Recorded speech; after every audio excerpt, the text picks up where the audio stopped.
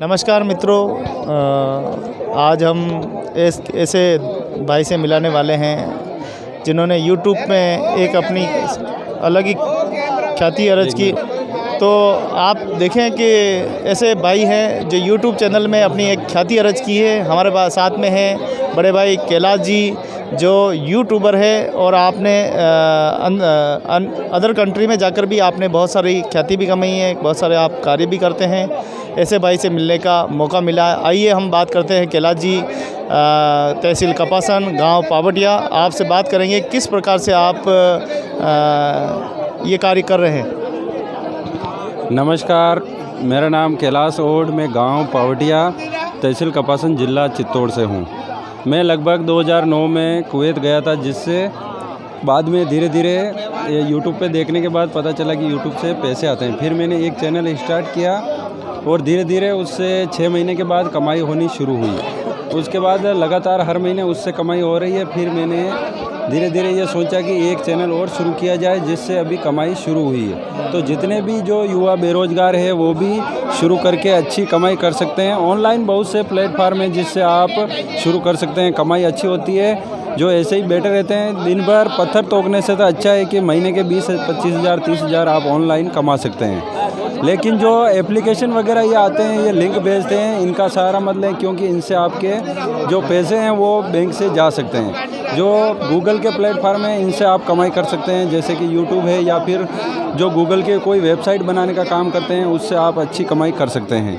लेकिन जो दूसरे प्लेटफार्म में कोई गेम वगैरह खेलने के पैसे कमाते हैं, उसमें आप बिल्कुल भी नहीं जाएंगे। उससे ना ही तो कमाई होगी ज़्यादा, और उससे आपका जो लॉस हो सकता है बैंक से, अकाउंट से। इसलिए जो कमाई करें, जो अच्छे रजिस्टर्ड हैं वहीं से कमाई करें। और जो आत्मनिर्भर एक बात कही गई है कि खुद ही कमाना शुरू कर सकते हैं। इतनी नौकरियां नहीं है गवर्नमेंट के पास कि आप सबको दे सके और आप उनसे सैलरी ले सकें। इसलिए आप खुद को ही जुनून होना चाहिए काम करने का। बहुत से काम है, बहुत से ऑनलाइन मोबाइल से कर सकते हैं, किसी लैपटॉप की ज़रूरत नहीं। मुझे 3 साल हो गए हैं यूट्यूब पे कमाते कमाते। आज दिन तक मैंने ये लैपटॉप नहीं ख़रीदा, सिर्फ एक सिंपल मोबाइल था, उसी से शुरू किया था मैंने, और उसी से अभी तक भी कमा रहा हूँ, और उससे अच्छी इनकम हो रही है। 25-30 हज़ार महीने के आराम से आ सकते हैं। सभी का धन्यवाद। ये थे हमारे बड़े भाई कैलाश जी जिन्होंने यूट्यूब चैनल के बारे में बताया। आपके चैनल का नाम बताएंगे। मेरे चैनल का नाम बाहर से है, कुवैत को लेकर है, टेक न्यूज़ कुवैत। उसका जो पुराना चैनल है, लगभग 1 लाख सब्सक्राइबर होने में थोड़े 2-4 हज़ार और कम पड़ रहे हैं। और जो नया चैनल शुरू किया है, उसके 3 हज़ार से 4 हज़ार के बीच में सब्सक्राइबर हैं। उसकी कमाई कम होती है, लगभग 6-7 हज़ार महीने की कमाई होती है। बाकी जो पुराना चैनल है, उससे अच्छी खासी 24-25 हज़ार 23 हज़ार महीने की होती है। क्या कहना चाहेंगे अपने श्रोताओं को जो देखते हैं। बस मैं यही कहना चाहता हूँ, अभी जो सब कुछ मैंने बताया कि आत्मनिर्भर बनो, जिससे आपके खुद में ही होना चाहिए। यानी कि कोई आके बताने नहीं वाला है कि आप कहाँ से कमाएंगे, कहाँ से क्या करेंगे। ये तो आपको खुद को ही करना पड़ेगा। और आपके दिमाग में जो आइडिया हो, आप किस चीज़ में रखते हैं। यूट्यूब पे सभी तरह की, ऐसा कोई फिक्स नहीं है कि न्यूज़ का ही बनाना है, या फिर आपको कुछ भी चैनल बना सकते हैं। कुछ नॉलेज चाहिए तो उसी के अंदर मिलेगा। यूट्यूब के अंदर कोई परेशानी होती है तो आप में जो आपके अंदर जुनून है जिस चीज़ में, उसी टाइप के वीडियो बनाइए बस। बहुत बहुत धन्यवाद कैलाश जी भाई साहब को। और आपका चैनल लगातार प्रगति करे। जितनी प्रगति आप करेंगे उतनी प्रगति हम भी करेंगे आपके साथ साथ, क्योंकि आप जितने। हाँ जी, ये धन्यवाद कहना चाहूँगा गोविंद जी का, स्पेशल ओड समाज के लिए, जो कितना कुछ कर रहे हैं। ये नहीं सोचते हैं कि वहाँ पे जाने का कितना पैसा खर्च होगा। ये 300-400 किलोमीटर, 1000 किलोमीटर तक भी जाते हैं समाज के लिए। इसलिए इनका दिल से धन्यवाद। देखिए, हमारा समाज है, अपना परिवार है, हम नहीं करेंगे तो कौन करेगा। ये सवाल पूछता है, हर एक व्यक्ति पूछता है, हर एक जिम्मेदार व्यक्ति पूछता है कि मेरे अपने कर्तव्य है, मेरे अपने दायित्व है। आपने देखा होगा कि सरदार वल्लभ भाई पटेल जो एक चेहरा था ऐसा, जब रियासतें बिखरने वाली थी तब उन्होंने एक परिवार की तरह, एक घर की तरह इस भारत को समेटा था कि नहीं, मेरा परिवार बिखर नहीं जाए, मेरा परिवार अलग नहीं हो जाए। तो आज उन्हीं की बदौलत पूरा अखंड भारत हम कहते हैं। तो हम भी क्यों ना प्रयास करें। हम ज़्यादा नहीं कर सकते ना, अपने समाज को तो एकत्रित कर सकते हैं। तो कहते हैं कि हरीसा हीरा छाड़ी करी करे आन की आस, थे नर जनपुरिया जायसी सती बावे रे दास। जैसे हम कर्म करेंगे वैसे ही हम फल पाएंगे। जो हमारे मैं गोविंद जी की बात से सहमत हूँ एकदम। और हर लोग कोई भी अमल में लाए तो आसानी से आगे बढ़ सकता है। कुछ भी, किसी भी चीज़ में ऐसा कोई काम नहीं जो मुश्किल हो। दुनिया के अंदर कोई भी काम नहीं मुश्किल, कुछ भी नहीं है। सब कुछ कर सकते हैं जो लोग चाहें। तो कहते हैं पानी ही तो हिम बया हिम गया विलाए, जो कुछ था सोई बया अब कुछ कहा न जाए। जैसे बर्फ़ से पानी बनता है और फिर पिघल के वापस वो जो है बर्फ़ पानी बन जाता है। हम मानव हैं और मानव जीवन में आए हैं, हमें बहुत कुछ हमारे कर्तव्य है, हमारे दायित्व है। ईश्वर ने हमको भेजा है कि अच्छे कर्म और सत्कर्म करने के लिए भेजा है, लेकिन कुछ लोग क्या करते हैं, दिन भर भगवान की शरण में बैठ जाते हैं, कुछ लोग गलत प्रयोगों में गिर जाते हैं। ईश्वर ने तो हमको इस दुनिया में भेजा है कि कर्म करने के लिए, कि कर्म करके काम करो। कर्म ऐसे करो कि हमारे महाराणा प्रताप करके के देशभक्ति के लिए उन्होंने बलिदान दे दिया, और आज उनकी गाथाएँ यहाँ नहीं पूरे देश विदेशों में और जहाँ जहाँ मानव जाति वहाँ गाथाएँ गाती जाती कि महाराणा प्रताप भी थे, ऐसे प्रकम थे, ऐसे वीर पुरुष थे और देशभक्त एक वीर थे। तो ऐसे क्यों ना हम भी सब मिलके ऐसी करनी करें कि हम समाज में कुछ जागृति का प्रयास करें, जो कुरीतियाँ उनको मिटाने का काम करें, और ये काम सभी को हिल मिल के करेंगे तो हमारा समाज प्रगति करेगा, तो हम प्रगति करेंगे, हम प्रगति करेंगे तो हमारे समाज को श्रेय मिलेगा। क्या कहते हैं कैलाश जी, ये क्या किसका? यही बात है कि अगर आप बैठे रहेंगे तो भी दिन तो गुजरेगा, लेकिन कुछ करेंगे तो आपको आने वाली पीढ़ियाँ सभी लंबे टाइम तक याद रखेगी। इसमें हो सकता है किसी का 10 जनों का भला हो, किसी का समाज का भला होगा पूरा, तो धीरे धीरे पूरे कंट्री का भला होगा। तो आज हम फलाशिया जागीर में आज सभी समाज के लोग एकत्रित हुए हैं। आज हमारे छोगालाल जी, जिनका कुछ ही दिनों पहले स्वर्गवास हो गया था, आज उनकी श्रद्धांजलि कार्यक्रम आज इनके परिवारों ने रखा है और समाज के घर घर उन्होंने न्योता भेजकर बुलवाया है।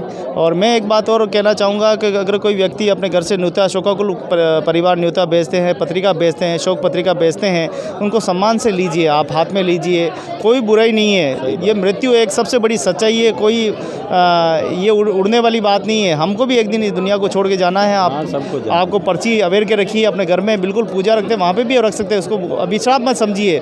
आज देखो सब परिवार यहाँ कितने कुशल मंगल से सब आए हैं, पगड़ी रस्म करते हुए दिखाई दे रहे हैं, एक दूसरे से बातचीत करते हुए दिखाई दे रहे हैं। आपको इतना अच्छा न्योता भेजा है और उस चिट्ठी की आप कदर नहीं करते, चिट्ठी की आपको कदर करनी होगी। और अपने क्योंकि चिट्ठी की कदर करेंगे तो समाज की कदर होगी। आज मुझे भी चिट्ठी भेजी तो मैं सम्मान के साथ आया हूँ, हो सकता है कैलाश जी को भी चिट्ठी भेजा, किस हम लोग भी आए हैं ना। हाँ सभी, मैं पावटिया कपासन के पास में, हमको भी चिट्ठी भेजी तभी आए ना हम। सही बात है, सभी चिट्ठी भेजी, इसीलिए बाकी बिना चिट्ठी के कौन आएगा, इसीलिए उसका तो आदर करना चाहिए, वो बहुत बड़ा न्योता है एक तरफ से। तो वास्तव में सभी का मान और सम्मान करना चाहिए और हमारे समाज के सर्वांगीण विकास के लिए हर एक युवा की भागीदारी है। जहाँ भी जो युवा मेरी आवाज़ सुन रहे हैं, कैलाश जी से प्रेरणा लें। कैलाश जी ने कितनी सुंदर बात कही कि आत्मनिर्भर भारत, हमारे भारत सरकार भी कह रही है और हम भी कह रहे हैं, स्वयं सक्षम बनिए, स्वयं अपना काम हाथ से संभालिए, दूसरों पर निर्भर मत रहिए, स्वयं नेता बनिए, स्वयं विधायक बनिए, स्वयं वार्ड पंच बनिए, स्वयं मुख्यमंत्री बनने का सोच। जब आप बड़ा सोचेंगे तभी बड़ा कर पाएंगे। अगर आप छोटी छोटी बातों को लेके अपने ही परिवार के साथ संघर्ष करेंगे, छोटी छोटी बातों को लेके तनाव करेंगे तो आगे नहीं बढ़ पाएंगे। कैलाश जी भाई साहब ने भी अपने शुरुआत जब की होगी तो तनाव बहुत पैदा होंगे, लेकिन तनाव से डरना नहीं है, हमें आगे बढ़ना है। और जीवन में कोई व्यक्ति हमको कुछ कहता है तो हमें एक सीख मिलती है, नहीं एक नई ऊर्जा मिलती है। क्या लगता है? जब मैं बाहर जाने वाला था 2009 में, तो यहाँ से जब मैंने शुरुआत की थी तो 2 लाख रुपए का कर्जा करने के बाद गया था। तब वीज़ा 1.5 लाख में मिलती थी, लेकिन नॉलेज नहीं था, इसलिए 2 लाख का टोटल खर्चा बैठने के बाद में गया था। और 2 लाख का घर पे पहले ही कर्जा था, लगभग 4 लाख का टोटल खर्चा होने के बाद मैं कुवैत गया था। उसके बाद धीरे धीरे फिर अभी लगभग 10-11 साल हो गए मुझे बाहर रहते रहते। अभी सब कुछ ठीक है, भगवान की मेहरबानी है। अभी यहाँ पे मैं घर पे बैठा हूँ तो भी आसानी से 20-25 हज़ार महीने के आ जाते हैं और उससे घर अच्छा चलता है। अभी कोई इतनी टेंशन वाली बात नहीं। अगर बाहर नहीं भी जाने को मिलेगा तो ये अपना जो काम है वो चलता रहता है और पैसे आते रहते हैं। बहुत बहुत धन्यवाद कैलाश जी भाई साहब का। और हम लोग भी मैं भी मिलता रहता हूँ कैलाश जी भाई साहब से, लगातार समाज के जन जागृति में हमारी बात होती रहती है। कैलाश जी भाई साहब, जो हमारी परंपराएं हैं, आप कुवैत में भी रहे हैं, काफ़ी लंबे समय तक रहे, क्या ऐसी परंपराएं कहीं है क्या? नहीं, ऐसी परंपराएं सिर्फ इंडिया में ही देखने को मिलेगी। आप चाहे किसी भी कंट्री में घूम जाए, मैं दुबई में भी घूम के आया हूँ, ये दूसरे देश की कंट्री है जो UAE बोलते हैं उसकी, और जो कुवैत है वो अलग कंट्री है, लेकिन वहाँ का रहना खाना पीना पूरी तरीके से अलग है। कोई यानी कि बाप बेटे को किसी से कुछ लेना देना नहीं। जब जैसे ही बेटा बड़ा हो जाता है 10-12 साल का, वो अलग रहता है। बाप को पता नहीं कि कहाँ जा रहा है, कहाँ आ रहा है, बेटी कहाँ जा रही है, कहाँ आ रही है। और जो पुराने रीति रिवाज है उनको ऐसा कुछ लेना देना नहीं है उनका, और वो उस पर दोष भी नहीं जमा सकते। जो बाप होते हैं बेटी के ऊपर, बेटा के ऊपर किसी भी टाइप का किसी भी टाइप का कुछ भी नहीं है उनके ऊपर, ऐसा नहीं कि कोई दबाव है। ये सिर्फ इंडिया के अंदर है जो पुरानी संस्कृति है, या फिर अभी भी जो है लोग जो अपने शर्म होती है, जो सब कुछ यहीं पे देखने को मिलेगा। इसलिए इसी कंट्री के लिए लोग तरसते हैं बाहर से आने के लिए। जो मैं बाहर रहा हूँ वहाँ से घूमने के लिए बहुत से आते हैं जो अपने भारत के अंदर। इसलिए जो आप यहाँ पे जन्मे हो, आपको गर्व होना चाहिए कि भारत के अंदर आप जन्मे हो। धन्यवाद। वास्तव में पूरे विश्व में देखें तो भारतीय संस्कृति अपने आप में व्याप्त संस्कृति है। यहाँ पे विभिन्न धर्मों के लोग रहते हैं और विभिन्न धर्मों के लोगों में हमारा भी एक समाज है, ओड समाज, जो अपनी ही परंपराओं के नाम से जाना जाता है, अपनी मेहनत के दम से जाना जाता है। पूर्व काल से लगाकर आधुनिक काल से लगाकर अभी तक काल के अंदर अपने समाज के लोगों ने प्रगति की है। निरंतर समाज धीरे धीरे और प्रगति की ओर जा रहा है। लेकिन परंपराएं देखें तो आप देखो आज वही परंपराएं है जो वर्षों पहले आप देखते थे। सैकड़ों वर्षों पहले हमारे जब कबीले हुआ करते थे, जब हम कबीलों में एक समूह में चलते थे, तब भी यही दृश्य था और आज भी वही दृश्य है कि सभी एक ही जाजम पे बैठते हैं। यहाँ ना कोई बड़ा है ना कोई छोटा है, सब एक समान है। सबसे बड़ी अच्छी बात यह है, यहाँ तो कोई नेता है ना कोई अभिनेता है, यहाँ सब एक ही जाजम पे बैठेंगे, एक साथ कार्यक्रम होगा, एक ही साथ सब राम राम करेंगे और एक ही साथ विदा होंगे। एक ही जाजम पे भोजन करते हैं, एक ही मटके से पानी पीते हैं। यहाँ पर किसी प्रकार का कोई भेदभाव नहीं है। ये सबसे बड़ी बात है। कोई भी दुख हो या सुख हो या कोई भी कार्यक्रम हो सामाजिक, सबकी भागीदारी बराबर रूप से रहती है। ये हमारे समाज की अपनी अपनी परंपराएं बहुत हम जटिल भी कह सकते हैं और बहुत ही अच्छी परंपराएं कह सकते हैं। इसी परंपराओं के माध्यम से आज हमारा परिवार एक दूसरे से जुड़ा हुआ है। कई जातियां ऐसी है जो जिनका वर्चस्व ही खत्म हो चुका है, लेकिन और जाति हज़ारों सालों से अपना स्वरूप बनाए हुए हैं। क्या कहेंगे बड़े भाई साहब?